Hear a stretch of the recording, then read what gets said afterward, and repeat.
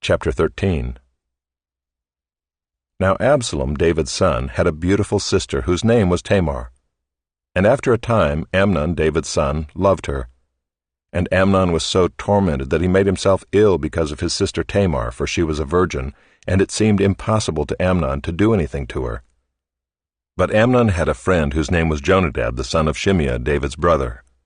And Jonadab was a very crafty man, and he said to him, "O son of the king, why are you so haggard morning after morning? Will you not tell me?" Amnon said to him, "I love Tamar, my brother Absalom's sister."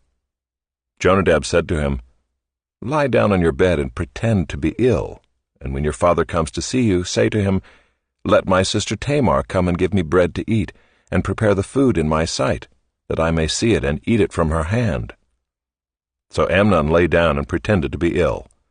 And when the king came to see him, Amnon said to the king, "Please let my sister Tamar come and make a couple of cakes in my sight, that I may eat from her hand."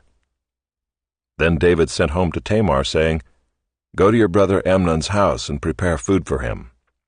So Tamar went to her brother Amnon's house where he was lying down, and she took dough and kneaded it, and made cakes in his sight, and baked the cakes. And she took the pan and emptied it out before him, but he refused to eat. And Amnon said, "Send out everyone from me." So everyone went out from him. Then Amnon said to Tamar, "Bring the food into the chamber, that I may eat from your hand." And Tamar took the cakes she had made and brought them into the chamber to Amnon her brother. But when she brought them near him to eat, he took hold of her and said to her, "Come, lie with me, my sister." She answered him, "No, my brother, do not violate me, for such a thing is not done in Israel. Do not do this outrageous thing.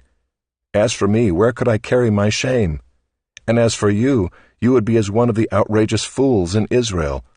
Now therefore, please speak to the king, for he will not withhold me from you." But he would not listen to her, and being stronger than she, he violated her and lay with her. Then Amnon hated her with very great hatred, so that the hatred with which he hated her was greater than the love with which he had loved her. And Amnon said to her, "Get up, go." But she said to him, "No, my brother, for this wrong in sending me away is greater than the other that you did to me." But he would not listen to her. He called the young man who served him and said, "Put this woman out of my presence and bolt the door after her." Now she was wearing a long robe with sleeves, for thus were the virgin daughters of the king dressed. So his servant put her out and bolted the door after her. And Tamar put ashes on her head and tore the long robe that she wore. And she laid her hand on her head and went away, crying aloud as she went. And her brother Absalom said to her, "Has Amnon your brother been with you? Now hold your peace, my sister. He is your brother. Do not take this to heart." So Tamar lived, a desolate woman, in her brother Absalom's house. When King David heard of all these things, he was very angry. But Absalom spoke to Amnon neither good nor bad, for Absalom hated Amnon because he had violated his sister Tamar. After 2 full years, Absalom had sheep shearers at Baal-Hazor, which is near Ephraim, and Absalom invited all the king's sons. And Absalom came to the king and said, "Behold, your servant has sheep shearers. Please let the king and his servants go with your servant." But the king said to Absalom, "No, my son, let us not all go, lest we be burdensome to you." He pressed him, but he would not go, but gave him his blessing. Then Absalom said, "If not, please let my brother Amnon go with us." And the king said to him, "Why should he go with you?"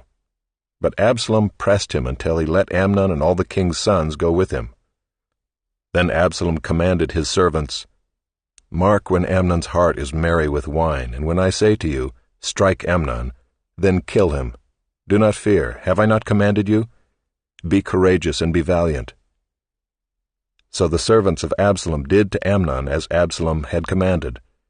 Then all the king's sons arose, and each mounted his mule and fled. While they were on the way, news came to David, "Absalom has struck down all the king's sons, and not one of them is left."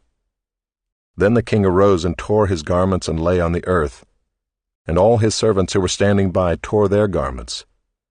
But Jonadab the son of Shimeah, David's brother, said, Let not my lord suppose that they have killed all the young men, the king's sons, for Amnon alone is dead. For by the command of Absalom this has been determined from the day he violated his sister Tamar. Now therefore let not my lord the king so take it to heart as to suppose that all the king's sons are dead, for Amnon alone is dead." But Absalom fled, and the young man who kept the watch lifted up his eyes and looked, and behold, many people were coming from the road behind him by the side of the mountain. And Jonadab said to the king, "Behold, the king's sons have come, as your servant said, so it has come about." And as soon as he had finished speaking, behold, the king's sons came and lifted up their voice and wept. And the king also and all his servants wept very bitterly. But Absalom fled and went to Talmai the son of Ammihud, king of Geshur. And David mourned for his son day after day. So Absalom fled and went to Geshur and was there 3 years. And the spirit of the king longed to go out to Absalom, because he was comforted about Amnon, since he was dead.